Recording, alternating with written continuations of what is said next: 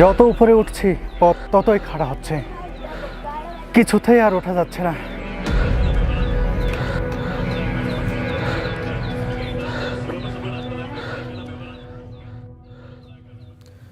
শ্রীলঙ্কার আদম পাহাড় সত্যি সত্যিই এক মায়াবী পাহাড়। কতই না কঠিন এর চূড়ায় ওঠার দীর্ঘ খাড়া পথ। তবু হজরত আদম আলাইহিস সালামের পায়ের ছাপ দেখার আশায় শরীর ও মনের সবটুকু শক্তিকে সম্বল করে মানুষ পা বাড়ায় এই পথে। কেউ উঠতে পারেন, কেউ বা ব্যর্থ হয়ে ফিরে আসেন। এই কঠিন পথের পথিক হয়েছিলাম আমিও। আদম পাহাড়ে ওঠার সেই বাস্তব অভিজ্ঞতায় তুলে ধরছি আজকের ভিডিওতে।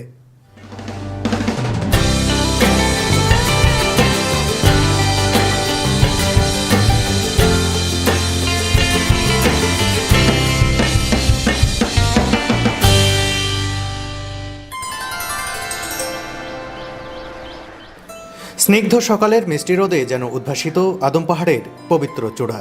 এই চূড়ায় ওঠার দুর্বার আকর্ষণ রাতে আমাকে ঠিকমতো ঘুমাতেও দেয়নি। বারবার ঘুম ভেঙেছে, ঘড়ি দেখেছি আর ভেবেছি কখন সকাল হবে। সকাল 6টার দিকে ঘুম থেকে উঠেই দেখে নিলাম নির্মল এই দৃশ্যটি। এরপর সকাল 7টায় ঝটপট রেডি হয়ে বেরোতেই দেখা হলো হোটেল ম্যানেজার নিমালের সঙ্গে। তিনি হোটেল থেকে চূড়ায় ওঠার পথ দেখিয়ে দিলেন দারুণ এক অঙ্গভঙ্গিমায়। How can I go? You can go top of main road, turn left, keep going, police station, Buddhist statue, bridge, after with right side steps, and sign in board. All the way steps. You can go. Thank you, thank you. Okay. আমি white house hotel থেকে রওনা করলাম Adams পিকের দিকে। অনেক ঢালু পথ দিয়ে এই হোটেলে নামতে হয়েছিল। হোটেল থেকে মেইন রোডে উঠতেই হাঁপিয়ে গেলাম। অ্যাডামস পিক তো অনেক কঠিন ব্যাপার, বুঝতেই পারছি।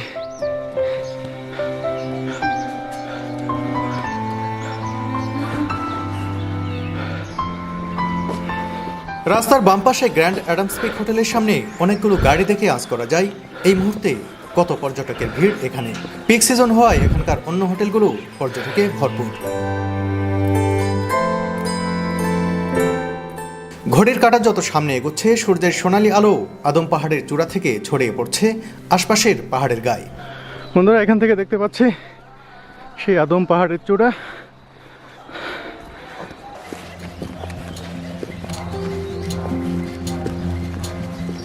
এটি নাল্লাথানিয়া বা ডালহাউস বা ডালহৌসি বাস টার্মিনাল। এই টার্মিনাল থেকেই বাস, ট্যাক্সি, টুকটুক ছেড়ে যায় বিভিন্ন গন্তব্যে। এখানে দাঁড়িয়ে আরো ভালো করে দেখতে পেলাম আদম পাহাড়ের চূড়াটা।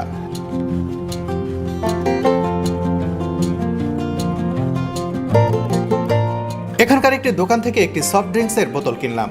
এটা চলার পথে আমার তৃষ্ণা মেটাবে।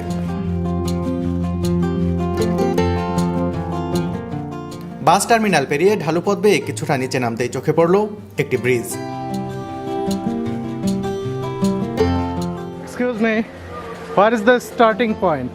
From here, from this From here. here to start. Yeah.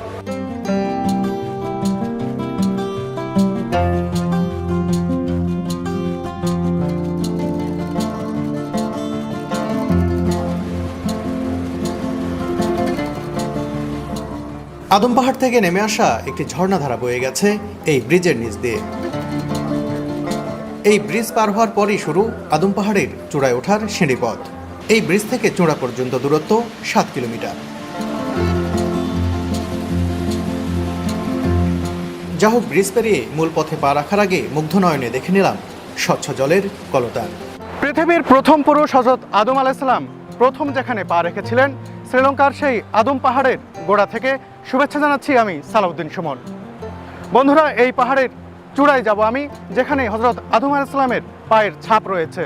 তবে সেই জায়গায় যাওয়া খুবই কঠিন কাজ। এখান থেকে 7 কিলোমিটার খাড়া পথ বেয়ে যেতে হবে সেই পাহাড়ের চূড়ায়। তবে আমি সংকল্প করে এসেছি, আমি আদম পাহাড়ের সেই চূড়ায় উঠব এবং আদম আলাইহিস সালামের যে পায়ের ছাপ রয়েছে সেই চূড়ায় সেটি আপনাদেরকে দেখাবো।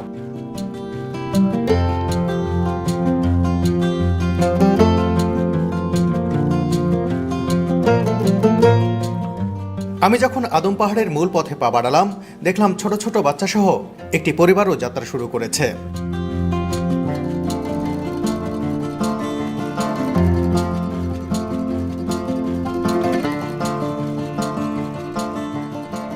একই সাথে দেখলাম অনেক মানুষ পাহাড় থেকে নেমে আসছেন।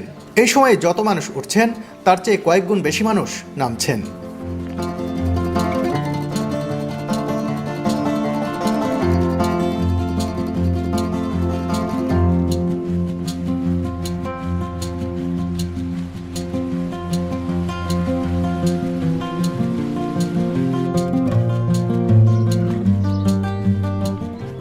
শুরুর দিকে সিঁড়িপথ ততটা কঠিন মনে হলো না। কিছুটা সমতলের মতো এগিয়ে আবারও উঠতে হচ্ছে কিছুটা সিঁড়ি বেয়ে, তাই অনেকটা নির্বিঘ্নেই হাঁটতে থাকলাম। দেখতে থাকলাম চলাচলরত মানুষজন, দুই পাশের দোকান আর দোকানের পণ্য।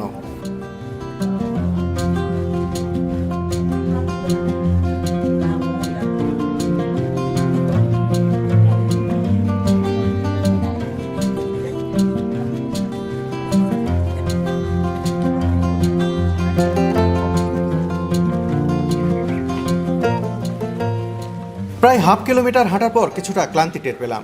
বুঝতে পারলাম এভাবে খালি পেটে আর কিছু দূর হাঁটলেই দুর্বল হয়ে পড়ব। সামনে এগিয়ে যদি খাবারের কোনো দোকান আর না পাই তাহলে বড় ধরনের ঝামেলায় পড়তে হবে। ঝটপট সিদ্ধান্ত নিয়ে পাহাড়ের ঢালে একটি রেস্তোরাঁয় প্রবেশ করলাম নাস্তার জন্য। আপনারা যদি সকালে আদম পাহাড়ে ওঠেন তাহলে অবশ্যই কিছু খেয়ে উঠবেন, আর ওঠার পথেই দেখবেন যে অনেক দোকান রয়েছে, বিভিন্ন ধরনের খাবার পাওয়া যায় এখানে, সেসব খাবার খেয়ে উঠবেন। তাছাড়া কিন্তু আপনারা ক্লান্ত হয়ে যাবেন। এটি দেখতে আসলে আমাদের বাংলাদেশি রুটির মতো, এর নাম তোষা।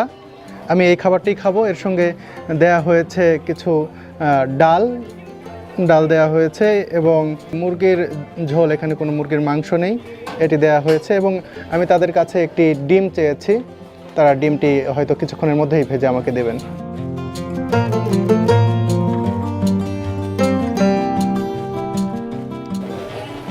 এখানে এসে একটা বিষয় দেখছে যে সব কিছুতেই তারা নারকেল দেন। এই ডালের মধ্যেও নারকেল দিয়েছে। আমি এটাতে অভ্যস্ত না, কিন্তু খেতে হবে। খুব খারাপ তা না, খাওয়ার জন্য আমার এখন এটি খাওয়া ছাড়ার কোনো উপায় নেই আর কি, ক্ষুধা নিবারণের জন্য।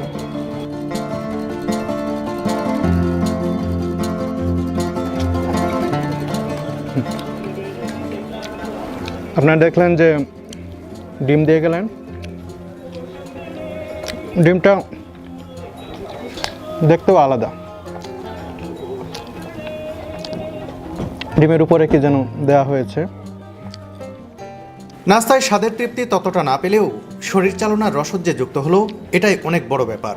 খাবারের দাম দিলাম 120 শ্রীলঙ্কান রুপি, যা বাংলাদেশি মুদ্রায় প্রায় 58 টাকা। দাম আহামরি কিছু নয়। Thank you.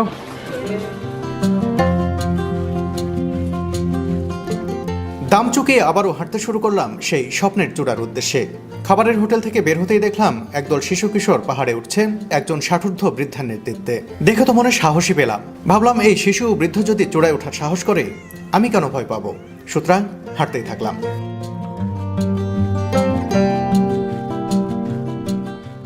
আসলে যেতে যেতে দেখলাম একেবারে বৃদ্ধ মানুষও কিন্তু উঠছেন আদম পাহাড়ে। দেখুন,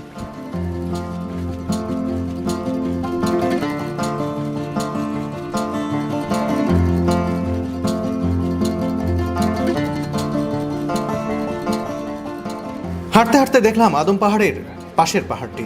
এখানকার প্রকৃতি যে কারো চোখকে প্রশান্তি দেবে আত্মাকেও। চলতে চলতে জানিয়ে দিচ্ছি গুরুত্বপূর্ণ কিছু তথ্য। আদম পাহাড়ে হযরত আদম আলাইহিস সালামের পায়ের ছাপ তো বটেই, এর চূড়া থেকে সূর্যোদয় দেখাও একটা দারুণ ব্যাপার। এ কারণে এখানে আসা পর্যটকদের 80% এই পাহাড়ে ওঠা শুরু করেন রাত 2টার দিকে। এতে করে একদিকে ভোর হতে হতে চূড়ায় কিংবা কাছাকাছি পৌঁছে যাওয়া যায় এবং সেখান থেকে সূর্যোদয়ের দৃশ্য উপভোগ করা যায়। অন্যদিকে রাতের বেলা আবহাওয়া থাকে শীতল, শরীর কম ঘামে, ক্লান্তিও কম লাগে। এই যে চলার পথে যাদের নেমে যেতে দেখছেন, তারা চূড়া থেকে সূর্যোদয় দেখেই ফিরছেন। আপনাদের মনে প্রশ্ন জাগতেই পারে, তাহলে আমি কেন সকাল 7টায় পাহাড়ে ওঠা শুরু করলাম? রাত 2টায় শুরু করলে তো আমিও দেখতে পেতাম সেই দৃশ্য। আসলে আমি রাত 2টার দিকে যদি ওঠা শুরু করতাম, এই পাহাড়ে ওঠার দৃশ্য সেভাবে ক্যামেরায় রেকর্ড করতে পারতাম না আঁধারের কারণে। দেখাতে পারতাম না চারপাশের দর্শনীয় কোনো কিছুই। এই পথ যাতে পুরোপুরি দেখাতে পারি, সেজন্যই আমি সকালে ওঠার সিদ্ধান্ত নিয়েছি।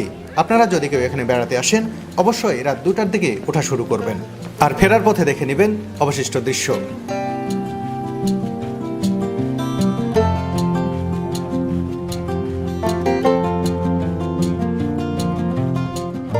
হাঁটতে হাঁটতে প্রায় 1.5 কিলোমিটার পথ পেরিয়ে এসেছি। এখনো ক্লান্তি সেভাবে চেপে বসার সুযোগ পাইনি।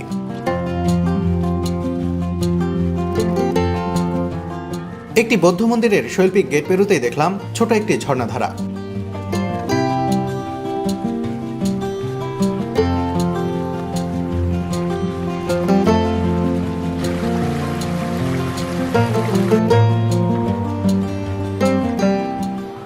এই ঝর্ণাধারা পেরিয়ে আসতে আবারও শুনতে পেলাম জলের শব্দ। বুঝে গেলাম আবারও কোনো ঝর্ণার কাছাকাছি এসে গেছি। ঝর্ণাটা দারুণ, ঝর্ণার উপরের বীজটাও সুন্দর। আদম পাহাড় থেকে এমন কত ঝর্ণাধারা যে বয়ে গেছে তার কোনো হিসাব নেই। ঝর্ণাগুলো চলার পথের তৃষ্ণার্ত মানুষের জন্য যেন আশীর্বাদ। চলতে চলতে একটি বিষয় লক্ষ্য করলাম, যারা নেমে আসছেন তারা খুবই ক্লান্ত শ্রান্ত। 7 কিলোমিটার সিঁড়ি বেয়ে উপরে উঠে আবার নেমে আসা চারটিখানি কথা নয়।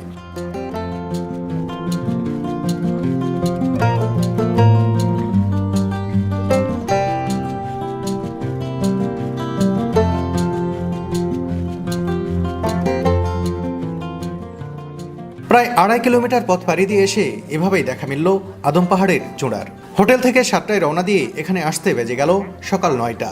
সময় লাগলো পাক্কা 2 ঘন্টা। বন্ধুরা, এই পথে উঠতে উঠতে আমি একেবারে হাঁপিয়ে গেছি। অনেক দূর ওঠার পরে আমি আমার ঠিক পেছনে দেখতে পাচ্ছি অ্যাডামস পিকের সেই চূড়া। আপনারাও দেখতে পাচ্ছেন। আমি যদিও হাঁপিয়ে গেছি তারপরেও চলতেই থাকবো। আসলে সেই পায়ের ছাপ না দেখা পর্যন্ত শান্তি হবে না। পাশেই দেখলাম একটি জাপানিজ পিস টেম্পল। সময় বাঁচানোর জন্য ইচ্ছে থাকা সত্ত্বেও গেলাম না। যেহেতু শ্রীলঙ্কায় বৌদ্ধ ধর্মের মানুষ বেশি, তাই এই পথে চোখে পড়বে বেশ কয়েকটি বৌদ্ধ মন্দির। আর বৌদ্ধরাও আদম পাহাড়ের পায়ের ছাপকে পবিত্র মনে করেন। তাদের বিশ্বাস ওটা গৌতম বুদ্ধের পায়ের ছাপ। আবার হিন্দুরা মনে করেন এটি শিবের পায়ের ছাপ। আদমের পায়ের ছাপ বলে দৃঢ়ভাবে বিশ্বাস করেন মুসলমান ও খ্রিস্টানরা। সঙ্গত কারণে বিভিন্ন দেশের বিভিন্ন ধর্মের মানুষ দেখতে পাবেন এই পথে।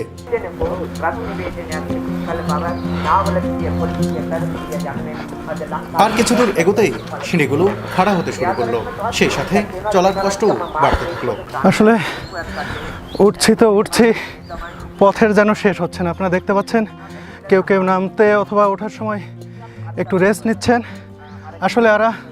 আসলে যারা নামছেন এবং যারা উঠছেন সবাই কিন্তু দেখছি যে খুবই হাঁপিয়ে গেছেন।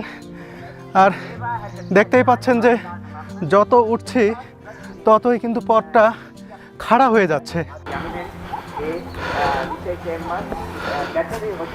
So tired. যত এগোতে থাকলাম আদম পাহাড়ের চূড়াটাও ভালোভাবে দৃশ্যমান হতে থাকলো।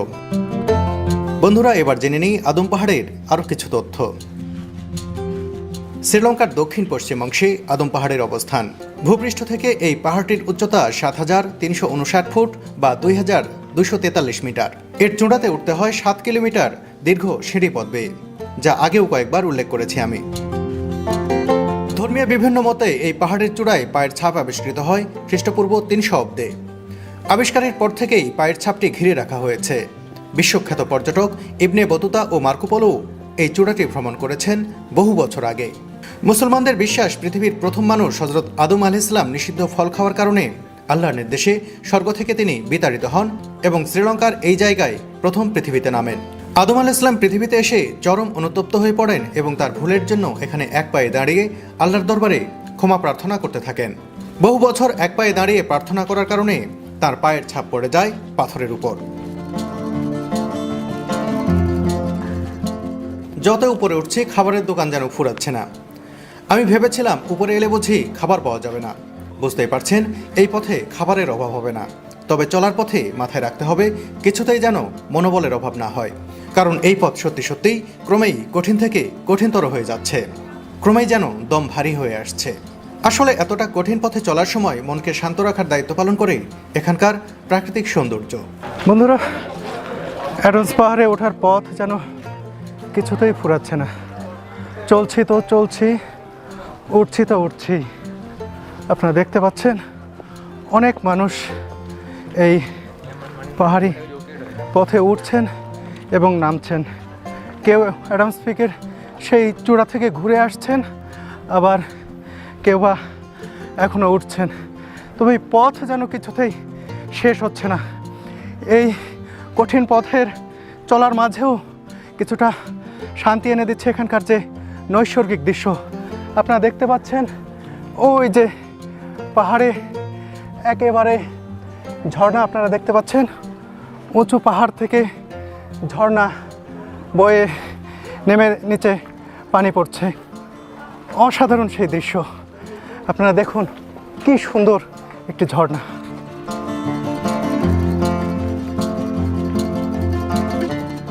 আদম পাহাড়ে ওঠা যে কতটা কষ্টসাধ্য তার নজিরও দেখতে পেলাম 3 কিলোমিটার সিঁড়ি পেরোনোর পর। দেখলাম আহত একজনকে নামিয়ে আনছেন এখানকার মেডিকেল টিমের সদস্যরা। এমন দৃশ্য এখানে নাকি নিত্যদিনের। চলতে গিয়ে কেউ আহত হয়ে ফেরেন, আবার কেউ দেহবল ও মনোবল হারিয়ে ফিরে আসেন মাঝপথ থেকেই।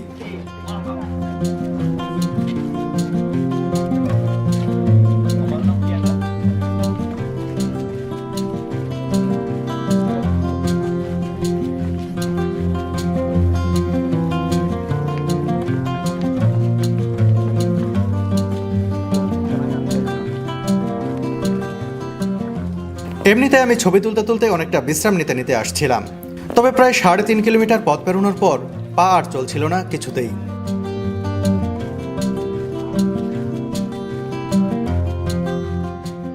সিঁড়ির উপর ধূপ করে বসে পড়লাম ক্লান্ত শরীরে।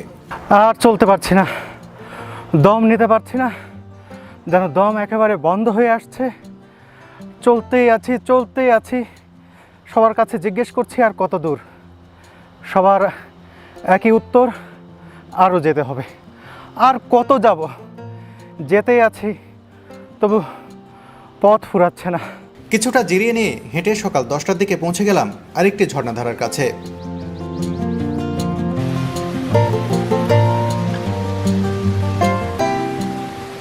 এখানে এসে পর্যটকরা রেস্ট নেন। আর এখানে যে ঝর্ণাধারা রয়েছে এর পানিকে পবিত্র মনে করেন অনেকেই।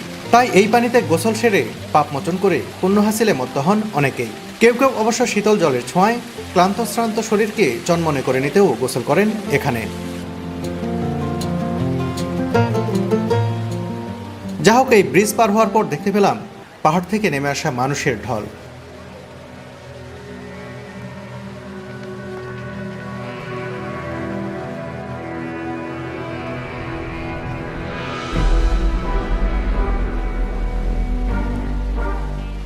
পায়ের পেশিতে টান পড়ায় অনেককেই দেখলাম রেলিং ধরে উল্টো হয়ে নামতে।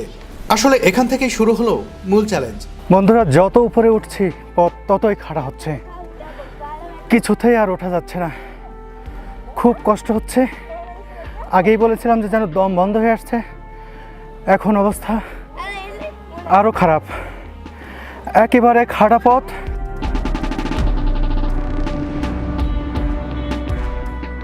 একেবারে খাড়া সিঁড়ি। কিভাবে এই সিঁড়ি বেয়ে দীর্ঘ পথ পাড়ি দেব ভাবতেই যেন মাথাটা ঘুরছিল। এমনিতেই এ পর্যন্ত উঠতে আমি রীতিমতো কাহিল। ক্লান্ত শরীরে এমন অতি দীর্ঘ খাড়া সিঁড়ি দেখে রীতিমতো ভয়ই লাগছে। যারা চূড়া দেখে ফিরছেন তাদের নামার দৃশ্য দেখে অবস্থাটা আরো হাড়ে হাড়ে উপলব্ধি করলাম।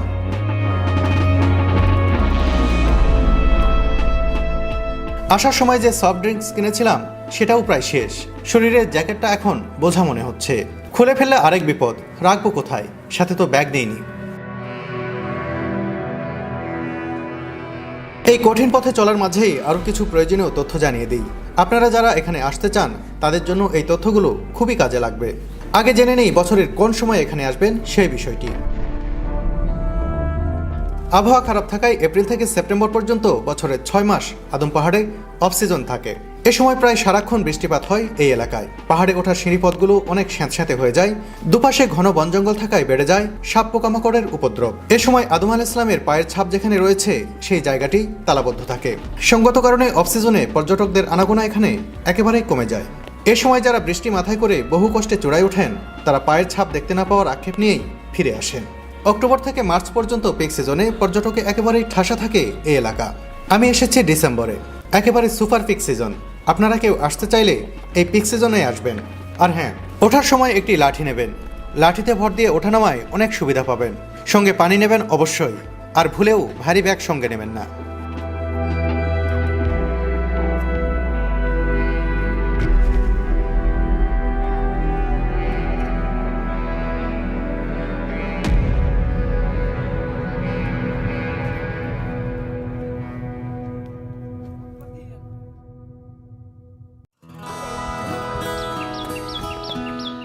চরম ক্লান্তি আর কষ্টের মাঝেও দুদণ্ড শান্তি দিচ্ছিল এখানকার নৈসর্গিক সৌন্দর্য। প্রায় 4 কিলোমিটার আসার পর আদম পাহাড়ের এই জায়গা থেকে দেখা পুরো উপত্যকার দৃশ্যটা একেবারেই মনোলোভা। যা হোক, ঘড়ির কাঁটা বেলা 11টা পার হয়ে গেছে, আর বিশ্রাম নিলে চলবে না। এইটুকু পথ আসতেই সময় লাগলো প্রায় 4 ঘন্টা। আবারও মনকে শক্ত করে উঠতে শুরু করলাম। পা তুলতে অনেক কষ্ট হচ্ছিল। 20 থেকে 25 ধাপ উঠছিলাম আর 2-1 মিনিট করে রেস্ট নিচ্ছিলাম। যখনই উপরের দিকে তাকাচ্ছিলাম, অফুরন্ত সিঁড়ির বহর দেখে কলিজা যেন শুকিয়ে কাঠ হয়ে যাচ্ছিল।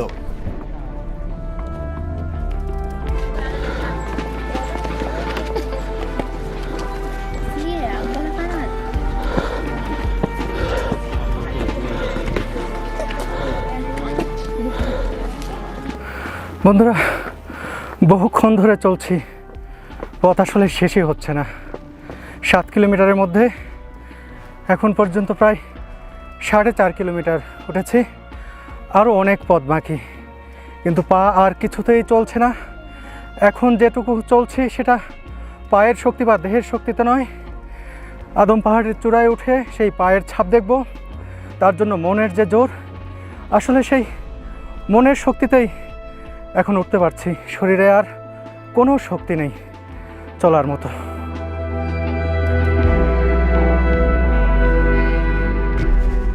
চলি আর থামি, থামি আর চলি। এক একটা সিঁড়ি পার হওয়া আমার কাছে যেন এক একটি পাহাড় পার হওয়ার মতো লাগছিল। হাঁটছিলাম আর চেয়ে চেয়ে দেখছিলাম চূড়া। একেবারে নিস্তেজ দেহে চলতে চলতে কিছুক্ষণ পরপর নামতে থাকা মানুষদের জিজ্ঞেস করছিলাম, কত দূর আর কত দূর? সবাই শুধু বলে এই তো সামনে, কিন্তু পথ আর ফুরোয় না।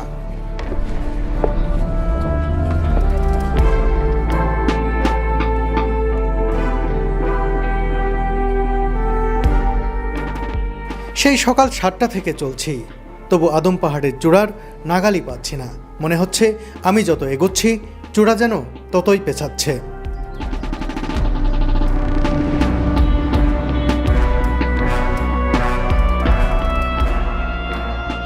এত উপরে উঠে এসেছে যে নিচে তাকাতে শরীর কাঁপছিল। কোনোভাবে পা ফসকে গেলে কিংবা রেলিং থেকে হাত ছুটে গেলে নিমিষেই ভবলীলা সাঙ্গ হয়ে যাবে। এভাবে চলতে চলতে যখন প্রায় 6 কিলোমিটার সিঁড়ি পেরিয়েছি, হঠাৎ করেই আমার 2 পায়ের মাসল পুল করলো। কোনোভাবেই পা আর নাড়াতে পারি না।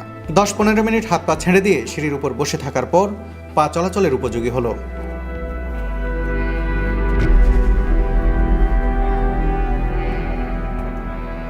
আরও কিছু পথ সম্ভব গতিতে চলার পর প্রায় 6.5 কিলোমিটার উপরে দেখতে পেলাম এই বৌদ্ধ মূর্তি এবং পাশেই পুলিশ স্টেশন। এত উপরে পুলিশ ফাঁড়ি, অবাকই হলাম। দুপুর 1:30টার দিকে যখন মাত্র হাফ কিলোমিটার পথ বাকি, তখন বসে পড়লাম সিঁড়ির পাশে একটি গুহার সামনে। চোখের সামনে তখন ভাসছে অজস্র মেঘ। এমন সৌন্দর্য এখন যেন পরাস্ত আমার ক্লান্তির কাছে। এত উঠি তবু পথ শেষ হয় না। ক্লান্ত হতে হতে একেবারে শেষ পর্যায়ে এতটা ক্লান্তি আর কখনো আমার হয়নি। সেই আদমের পায়ের ছাপ আমাকে কোথায় টেনে তুলছে। উঠতে উঠতে শরীরের সব শক্তি শেষ করে দিয়েছে। একেবারে নিংড়ে নিংড়ে সব শক্তি শেষ হয়ে গেছে, উঠতে পারছি না। মনের যেটুকু শক্তি সেটুকু নিঃশেষ হওয়ার পথে। মনে হচ্ছে এটুকু আর উঠব কী করে। আর মাত্র 500 মিটারের মতো, অর্থাৎ আধা কিলোমিটারের মতো পথ বাকি আছে। তারপর সেই কাঙ্ক্ষিত লক্ষ্যে পৌঁছে যাব। এত দূর যখন এসেছি, বাকি পথও বাড়ি দেব, এই প্রত্যয়ে আবারও উঠতে থাকলাম। হাঁটতে হাঁটতে সিঁড়ির ফাঁক গলে হঠাৎ দেখতে পেলাম আদম পাহাড়ের চূড়ার সেই ভবনটি। এক মুহূর্তে আমার পুরো শরীরে যেন চরম আনন্দের বিদ্যুৎ খেলে গেল। এত কষ্টের পর যেন খুশির জোয়ার বয়ে গেল মনের ভেতরে। এই তো হাতের নাগালে সেই চূড়া, সেই পায়ের ছাপ।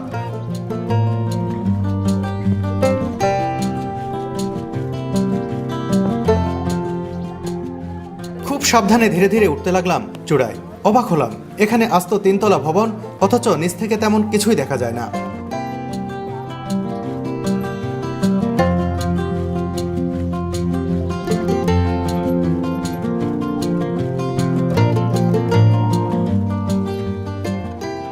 অবশেষে চূড়ার প্রথম স্তরে পৌঁছলাম। অন্যরকম ভালো লাগা কাজ করছিল মনে। এখানে এসে দেখলাম অনেক জুতো স্যান্ডেল। বুঝতে পারলাম জুতো নিয়ে চূড়ায় ওঠা নিষিদ্ধ। কি আর করা, জুতো খুলে রেখে উঠতে শুরু করলাম।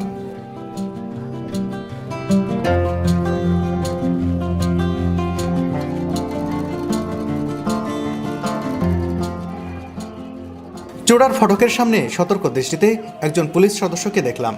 তাকে পাশ কাটিয়ে পা রাখলাম আদম পাহাড়ের চূড়ায়। দেখলাম চূড়ার উপর বিশাল এক পাথর। সম্ভবত এই পাথরের উপরেই ছাপ রয়েছে আদম আলাইহিস সালামের পায়ের। সব প্রতিকূলতা পেরিয়ে অবশেষে আমি যে উঠতে পেরেছি তা যেন বিশ্বাসই করতে পারছিলাম না। বন্ধুরা, অবশেষে আমি সেই আদম পাহাড়ের চূড়ায় উঠে গেছি। সকাল 7টায় রওনা দিয়ে এখানে পৌঁছতে আমার বেজে গেল 2:10 দুপুর। অনেক সময় লাগলো, অনেক পরিশ্রম হলো, অনেক পথ, অনেক সিঁড়ি বেয়ে এখানে উঠতে হলো। 7 কিলোমিটার গোড়া থেকে এখানে উঠে এসেছি আমি। অনেক কষ্ট করতে হয়েছে, কিন্তু এখানে যখন আমি পা রাখলাম ঠিক তখনই অন্যরকম প্রশান্তিতে মনটি ভরে গেল। পৃথিবীর প্রথম পুরুষ যেখানে পা রেখেছিলেন ঠিক সেখানেই আমি দাঁড়িয়ে রয়েছি, সেখানেই আমি পা রেখেছি। এটি অন্যরকম একটি ভালো লাগার বিষয়। এখন আমি আপনাদেরকে সেই জায়গায় নিয়ে যাব যেখানে রয়েছে আদম আলাইহিস সালামের সেই পায়ের ছাপ। সেটি আমি নিজে দেখব এবং আপনাদেরকেও দেখাবো। 7 ঘন্টা হেঁটে যখন এখানে উঠলাম দেখলাম মেঘেরাও ঘিরে ধরলো চারপাশ। শীর্ষ থেকে আশপাশের দৃশ্য নেওয়ার জন্য যেদিকেই ক্যামেরা তাক করি শুধু সাদা মেঘ ছাড়া আর কিছুই দেখি না। অবশ্য এখানে মেঘ সবসময় এভাবে থাকে না, কখনো আসে কখনো যায়। Where is the footprint? যা হোক, আমি হযরত আদম আলাইহিস সালামের পায়ের ছাপ দেখার জন্য রীতিমতো অস্থির হয়ে গেলাম। কয়েকজনকে জিজ্ঞেস করতেই তারা দেখিয়ে দিলেন বিশাল পাথরের উপরের সেই বহুল আকাঙ্ক্ষিত জায়গাটি। Where is the footprint? Camera on করে অল্প কয়েক ধাপ সিঁড়ি মারিয়ে তরতর করে উঠতে লাগলাম সেই ছোট্ট ঘরের দিকে যেখানে রয়েছে পায়ের ছাপ। কিন্তু প্রবেশের মুহূর্তেই আচমকা বিপত্তি। দেখলাম সেখানে ছোট্ট সাইনবোর্ডে স্পষ্ট করে লেখা রয়েছে ছবি তোলা নিষেধ।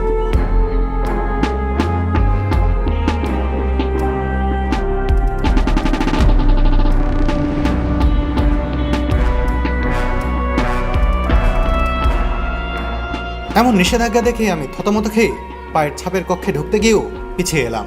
কিন্তু পিছিয়ে আসতেই মনে হলো আমাকে এভাবে ফিরে গেলে চলবে না, নিজে তো দেখবই, ছবি তোলার শেষ চেষ্টাও করে দেখব।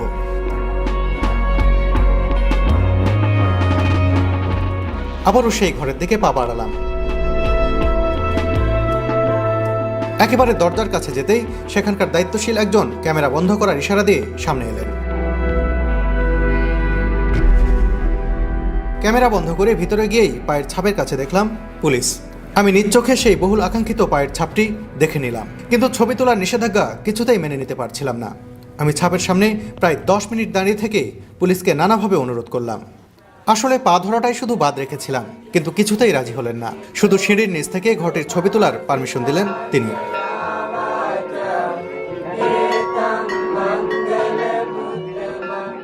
মুসলমানদের পাশাপাশি হিন্দু, বৌদ্ধ ও খ্রিস্টানদের কাছেও এই ছাপটি যেহেতু সমান গুরুত্বপূর্ণ, তাই বিভিন্ন ধর্মের মানুষ পবিত্র এই ছাপটিকে শ্রদ্ধা জানাচ্ছেন নিজস্ব ধর্মীয় নিয়মে। যেহেতু শ্রীলঙ্কায় বৌদ্ধ ধর্মের মানুষ বেশি, তাই এই চূড়ায় তাদেরই আধিক্য। বন্ধুরা, আদম আলাইহিস সালামের পায়ের ছাপ যেখানে রয়েছে ঠিক সেই ঘরের সামনে আমি দাঁড়িয়ে রয়েছি। আমার পেছনে যে ঘরটি দেখতে পাচ্ছেন এখানেই আদম আলাইহিস সালামের পায়ের ছাপ রয়েছে। দেখতে পাচ্ছেন সেখানে একজন পুলিশ দাঁড়িয়ে রয়েছেন, ওপারে আরেকজন পুলিশ দাঁড়িয়ে রয়েছেন। সেখানে কোনো ধরনের ছবি তুলতে দেওয়া হয় না, সেখানে একেবারে লিখে দেওয়া রয়েছে সরকারিভাবেই এখানে ছবি তোলা নিষেধ। তারপরেও আমি সেখানে গিয়েছি, রিকোয়েস্ট করেছি ছবি তোলার জন্য, কিন্তু তারা আমাকে ছবি তুলতে দেননি। তারা বলেছেন কেউই, দুনিয়ার কাউকে এখানে ছবি তুলতে দেওয়ার কোনো ধরনের কোনো নিয়ম নেই। এখানে দাঁড়িয়ে ক্যামেরায় কথা বলায় সন্দেহ হলো পুলিশের। তিনি এসে জিজ্ঞেস করলেন আমি কোনো সাংবাদিক কিনা, কোনো বিশেষ উদ্দেশ্য নিয়ে এসেছি কিনা। এরপর তিনি আমাকে নিয়ে গেলেন তাদের সেখানকার ক্যাম্পে। পুলিশের কর্মকর্তা বেশ কিছুক্ষণ জিজ্ঞাসাবাদ করলেন, আমার ক্যামেরার ছবি দেখলেন, এরপর বললেন কোনোভাবে পায়ের ছাপের ছবি না হলে আটক করে আইনি ব্যবস্থা নেওয়া হবে। পায়ের ছাপের ছবি তুলতে না পেরে যদিও মনটা ভীষণ খারাপ, তবু সেই ঘরের ছবিটাই আবারও নিলাম অনুমতি সাপেক্ষে। আদম পাহাড় ও পায়ের ছাপ নিয়ে শেষ মুহূর্তে গুরুত্বপূর্ণ কিছু তথ্য জানিয়ে দিচ্ছি। এখানে এসে গুগল থেকে না অনেক বছর আগের এই পুরাতন ছবি দেখে যদি কেউ এখন বোঝানোর চেষ্টা করেন এটি তাঁর তোলা ছবি, নিশ্চিত করে জানবেন তিনি মিথ্যা বলছেন। অফ সিজনে ঝড় বৃষ্টি মাথায় নিয়ে নির্জন পথে হাজির হয়ে যদি কেউ বলেন তিনি পায়ের ছাপ দেখেছেন, সেটিও মিথ্যা কথা। কারণ অফ সিজনে প্রায় 6 মাস পায়ের ছাপের ঘরটি তালাবদ্ধ থাকে। পায়ের ছাপ দেখতে হলে অক্টোবর থেকে মার্চ মাসের মধ্যেই আসতে হবে।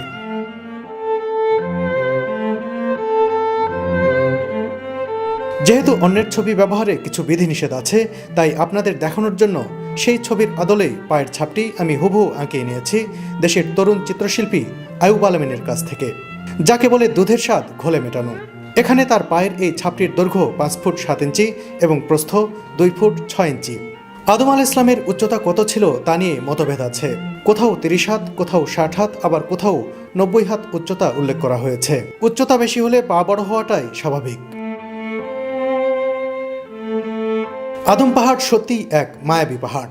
এখানে আসতে পারার, এখানে পা রাখতে পারার আলাদা একটি অনুভূতি আছে, যে অনুভূতি পুরো দেহ মনে অন্যরকম এক আবেশ ছড়িয়ে দিয়েছে।